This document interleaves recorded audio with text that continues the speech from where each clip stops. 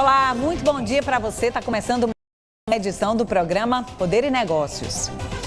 A partir de agora a gente começa a falar sobre para as eleições de 2022. O que esperar das eleições do ano que vem? Como é que o cenário político está sendo desenhado tanto aqui em Pernambuco quanto no Brasil inteiro? A gente recebe aqui no estúdio o prefeito de Jaboatão dos Guararapes, Anderson Ferreira. Prefeito, muito bom dia, muito obrigada por estar aqui. A gente não tem como começar essa entrevista de outra forma, a não ser perguntando: o senhor será candidato ao governo do estado? Olha, é um processo que tem que ser construído, né? E nós estamos, assim, acabamos de ser reeleito, né? Temos aí um ano de desafios em Jaboatão, muitas entregas, e essa construção sempre está ocorrendo. A mídia sempre coloca o nosso nome como um player nessa eleição, e eu confesso a você que realmente nos motiva a participar de um momento tão importante. Pernambuco, essa chave precisa virar, Pernambuco precisa mudar, e o que depender da nossa contribuição, né? Essa construção é uma construção com vários atores, né? Nós temos aí um bloco de oposição forte, consolidado, em lugares estratégicos dentro do no mapa político dentro do nosso estado, cidades que são cidades polos assim, e que com certeza vão apresentar um nome que possa unir esse sentimento, representar a cada pernambucano com uma nova proposta, uma proposta que a gente tem que estar conectado com a população, compreender bem quais são os pontos. Eu sempre digo que no meu governo, você sabe que estou como prefeito de Jaboatão. Jaboatão é uma cidade emblemática, é uma cidade muito grande em área territorial, são 700 mil habitantes, é a segunda maior cidade do estado de Pernambuco, já passou por momentos difíceis, intervenções, muitas más administrações, e nós conseguimos avançar, colocar Jaboatão no lugar que lhe é digno, da segunda maior cidade, sendo referência para Pernambuco, e por que não dizer para o Brasil?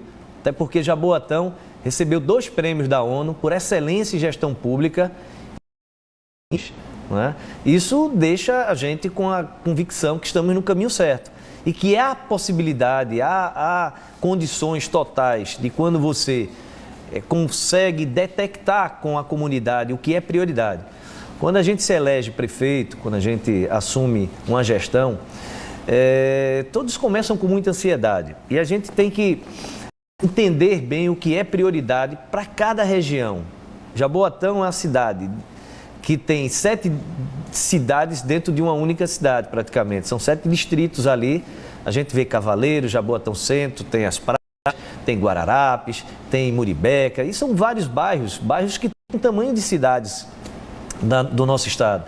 E aí você não consegue, do dia para a noite, fazer todas as ações que está no seu coração num prazo tão curto, até porque não há perna suficiente, não há braço do poder público que consiga passar do dia para a noite e apresentar todos os resultados.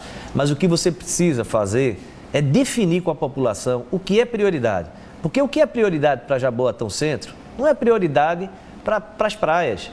Então, um gestor, para ele acertar, ele tem que ter essa presença ativa na comunidade, debater com a população e, com certeza, ter um time competente, um time sério, um time que apresenta resultados. E eu sou um prefeito inquieto, eu sou um político que tenho essa genética, essa natureza, né? Eu não só mando fazer, assim, dou aquela ordem de serviço, mas eu faço questão de acompanhar, de estar presente. E isso, com certeza, tem dado total resultado assim, positivo para a nossa gestão em Jaboatão. O seu nome tem sido ventilado como possível candidato ao governo do estado, ao lado de outros que, como o senhor disse, são prefeitos de cidades consideradas chave no estado, como Caruaru, a prefeita Raquel Lira, e Petrolina, o prefeito Miguel Coelho. São 3 nomes de cidades extremamente importantes no interior e na região metropolitana, e esses nomes caminham juntos, vão caminhar juntos nas eleições do ano que vem ou podem se dividir para enfrentar o PSB? Olha, recentemente nós sempre nos encontrávamos juntos e estávamos muito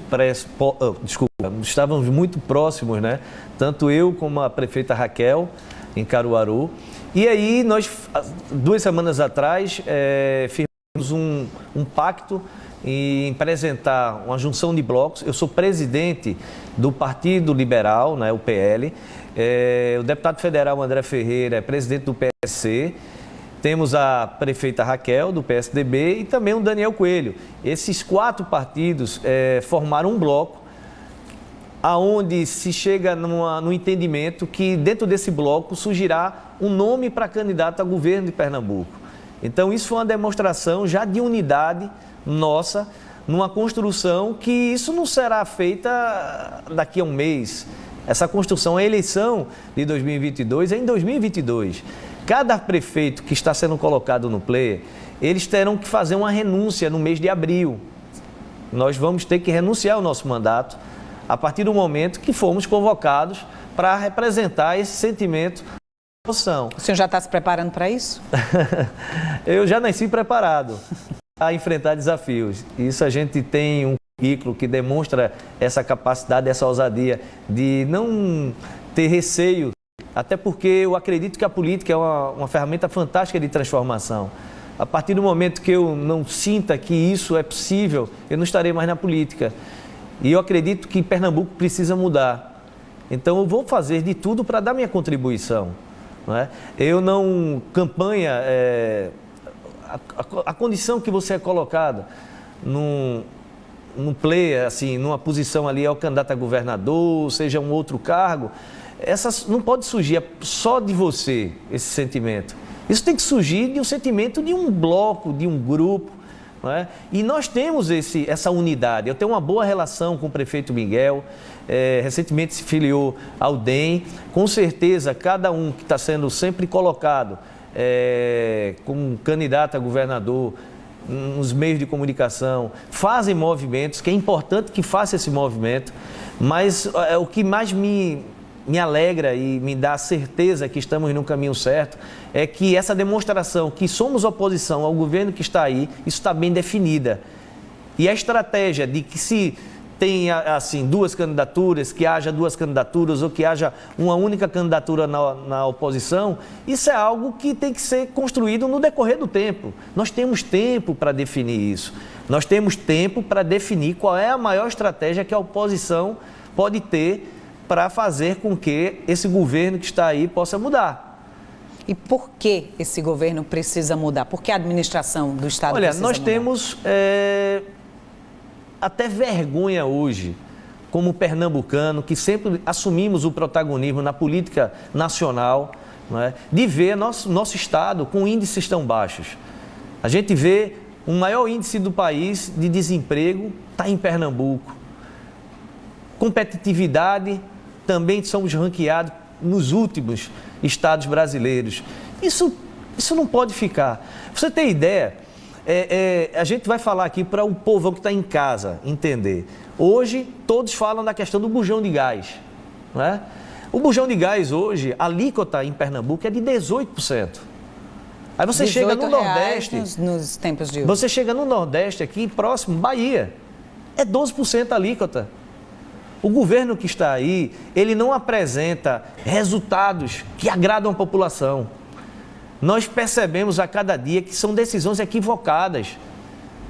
Houve uma decisão agora que afronta todos os segmentos evangélicos, a todos os cristãos em Pernambuco, com a proibição, teste de Covid para que um fiel vá a uma igreja, né, tenha que apresentar. Veja que coisa assim louca, porque nos shoppings, em outros lugares, não são exigidos isso. Nos shows e estádios de futebol, isso é exigido. Exigido, mas veja, e por que nos shoppings não são? Por que em alguns comércios também não são? Essa discriminação com o cristão hoje em Pernambuco. O senhor acha que há perseguição contra as igrejas? Isso com certeza. Cada decreto que é feito de uma forma equivocada, até os próprios Supremo, o PSC foi ao Supremo, partido do deputado federal André Ferreira, e que exigiu, né, hoje explicações sobre esse decreto, o ministro Toffoli exigiu explicação ao governo de Pernambuco sobre essa conduta. Quer dizer, é um governo que não está conectado com o sentimento da população. O que nós vivenciamos, o mundo inteiro, foi um momento de pandemia, algo que destruiu várias famílias, que aonde o poder público hoje, as igrejas, elas prestam um serviço a custo zero para os municípios. Não é? Você obrigar e criar barreiras para que haja esse contato, para que os fiéis não possam buscar hoje uma fé na igreja, buscar conforto das suas perdas. Então são coisas assim, se a gente for citar item por item, o que esse governo tem errado por não estar conectado com o sentimento da população é coisa absurda. Né? Você há de convir que nós tivemos um momento ímpar. Para quem está à frente de um governo, quando vem um momento de crise, de dificuldade, como houve da pandemia, esse sentimento de qualquer líder, eu sempre digo que no momento de dificuldade surge um grande líder. E a gente não percebeu em Pernambuco um pulso firme que pudesse conduzir, pudesse compartilhar com todos os municípios, independente do partido A, que é partido B. Você, quando se elege, você tem que desmontar os palanques e unir a todos. Até porque você está governando para todos.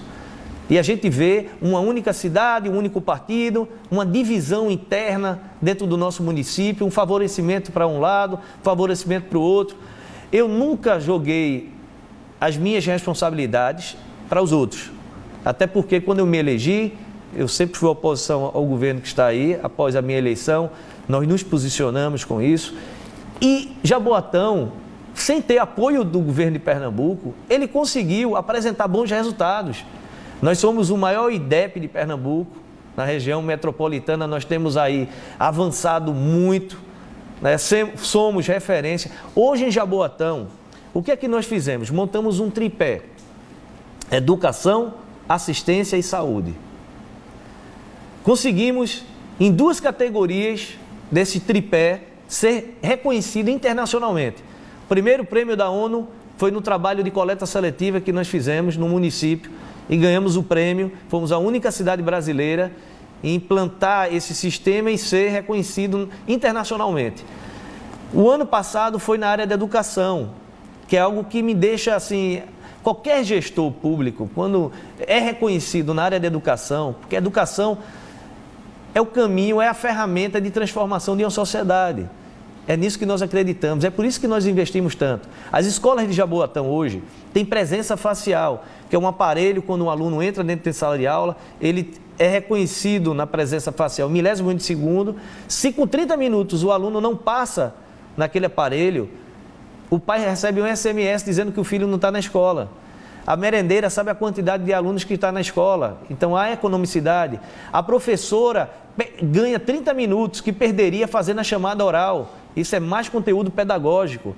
E mais de 47 escolas hoje do município têm esse aparelho. A gente usa a tecnologia, usa a sensibilidade para que a gente possa compreender o que é que o pai ele deseja. Ele deseja que o filho saia de casa e chegue à escola. Então a gente, quando consegue fazer esse tipo de mecanismo dentro de uma escola, com certeza isso ajuda a diminuir a evasão escolar. Os alunos eles se sentem cada vez mais prestigiados pelo investimento que é feito, né? Nós conseguimos hoje, essa semana, iniciou a primeira escola cívico-militar de Pernambuco e foi em Jaboatão. Jaboatão, ele tem ousadia, a gente apresenta resultados, mas a gente avança a cada dia, criando novas oportunidades para investir ainda mais na educação. O senhor, na eleição de 2018, esteve diretamente alinhado com as propostas do presidente Jair Bolsonaro. O senhor permanece alinhado com ele? Olha, em 2022, nós temos que discutir Pernambuco.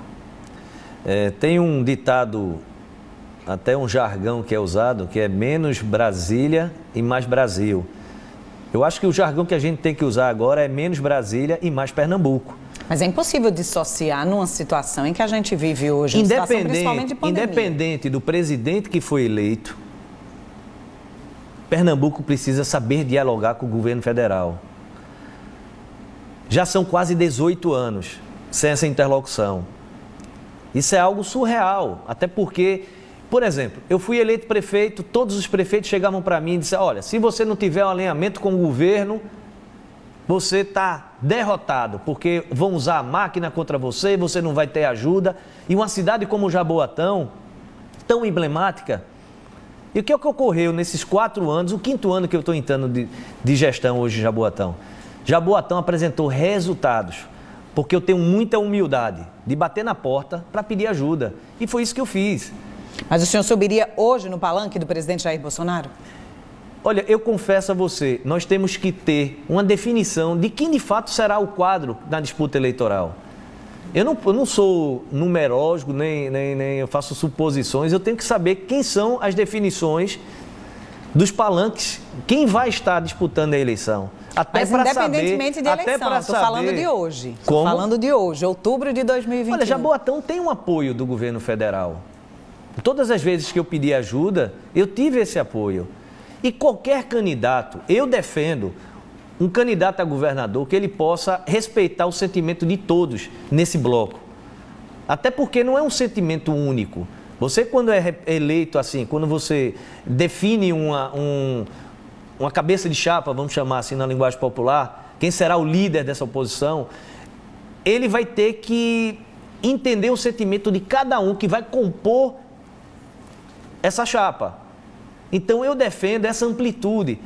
Sabe por quê? Porque eu vejo uma polarização muito grande hoje na sociedade. Né? Eu vejo famílias em grupos de WhatsApp que criam um problema com outros parentes, porque um defende A, outro defende B, e parece aquele ódio, eu acho que isso está distante de um sentimento bastante, né? Que a população precisa, sabe? A população precisa de ter alguém que fale Pernambuco, até porque Pernambuco sempre foi protagonista. Pernambuco sempre foi, sendo, não né? pode ser coadjuvante. Então, quando você quer fazer uma eleição que é para definir o governo de Pernambuco, aí vem um questionamento. Você apoia A ou você apoia B? Eu quero dizer que o apoio que um líder hoje, que representa o sentimento de uma população como Pernambuco, que está querendo mudar, ele tem que aprender a respeitar o posicionamento de cada um. Agora tem que colocar Pernambuco em primeiro lugar, porque esse é o jogo do governo que está aí. É de rotular A que vota em B, A que vota em C, e esquece de discutir Pernambuco, até para encobrir essa discussão. A discussão prioritária tem que ser o nosso Estado. Importante. Vamos fazer o seguinte, a gente vai para um rápido intervalo. Na volta a gente continua esse papo com o prefeito de Jaboatão, Anderson Ferreira. Não sai daí que a gente volta já.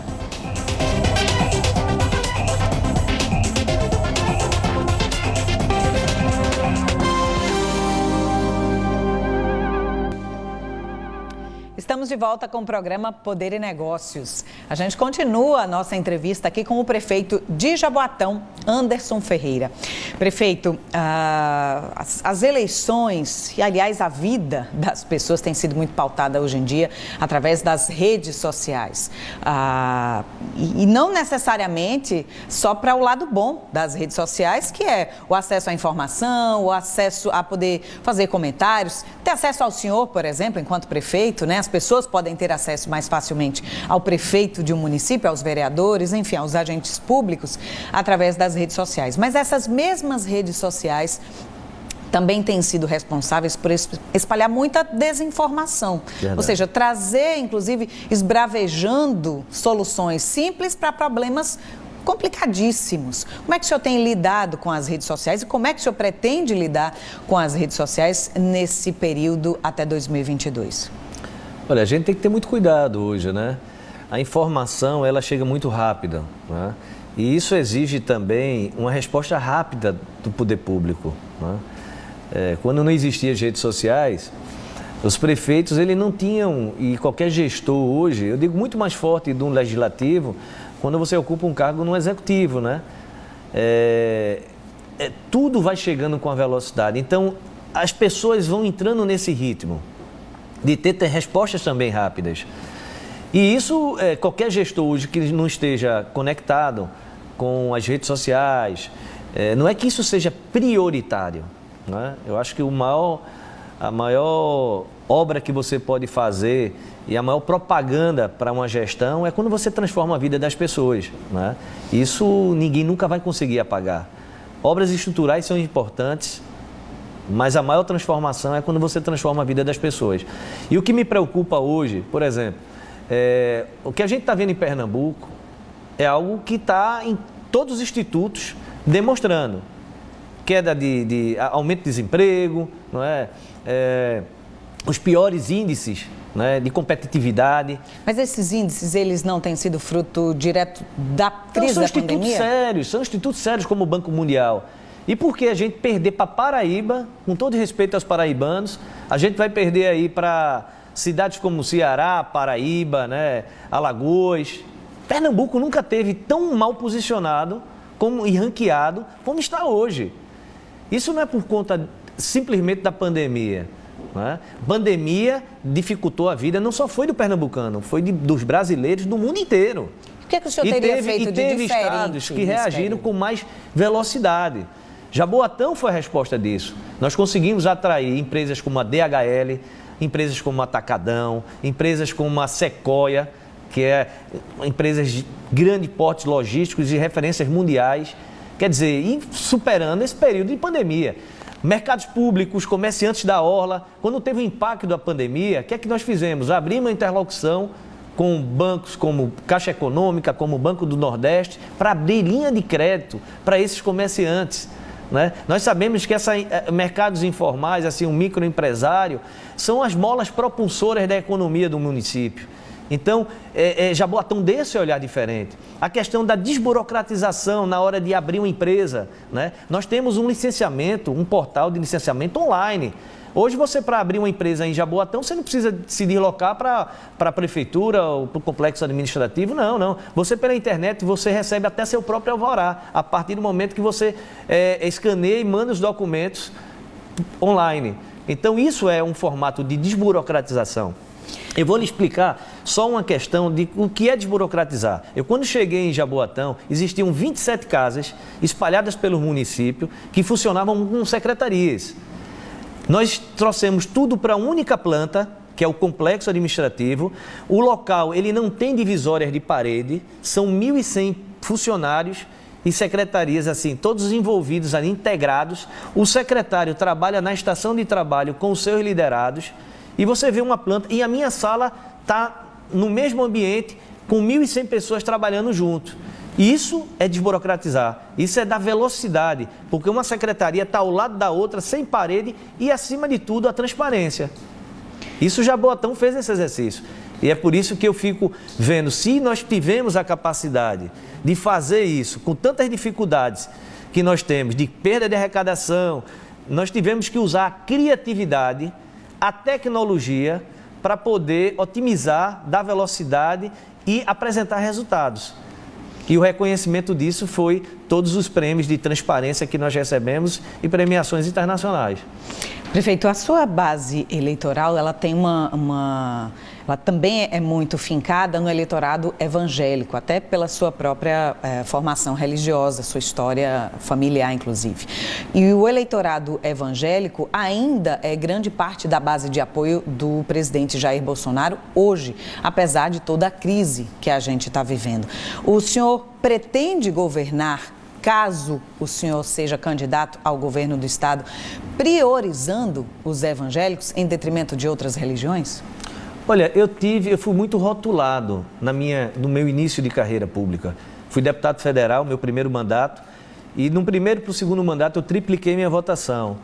E sempre eu chegava nos lugares e dizia assim, olha, até a própria imprensa em si dizia, é um candidato evangélico, como se isso me diminuísse. Ao contrário, eu como um católico, né, como um evangélico, um católico, ele proclama a sua fé.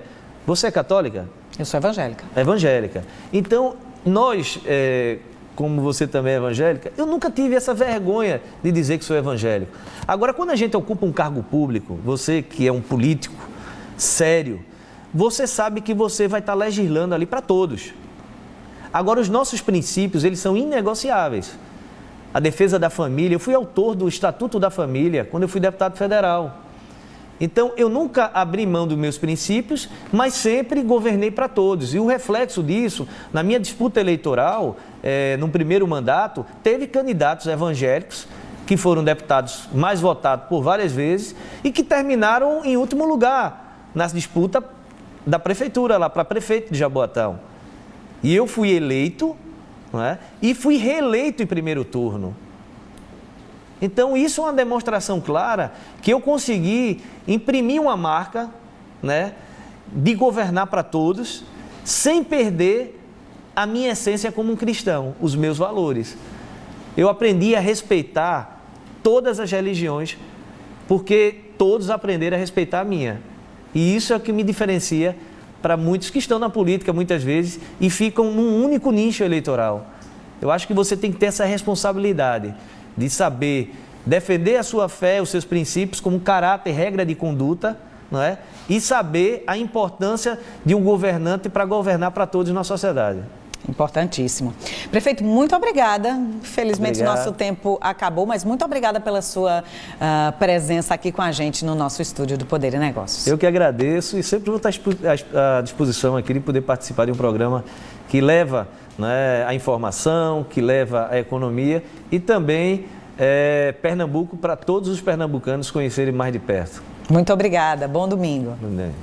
A gente vai ficando por aqui. Obrigada pela sua companhia. Um ótimo domingo para você. A gente volta a se encontrar domingo que vem, às 10 horas da manhã. Até lá.